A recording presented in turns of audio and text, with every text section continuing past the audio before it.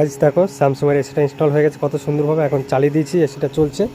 আর আমরা পাইপটা কত সুন্দর করে পাঞ্চিং করে নিয়ে এসেছি, দেখো কত সুন্দর করে ব্যান্ড করেছি, দেখো দেখতেই পাচ্ছ একদম সেই লেভেলের ব্যান্ড হয়েছে। এরকম যদি কেউ কাজ করাতে চাও আমাদের সঙ্গে যোগাযোগ করতে পারো যারা দেখো, ঠিক আছে? তা তোমরা ভিডিওটা ভালো লাগলে একটা লাইক করে দিও।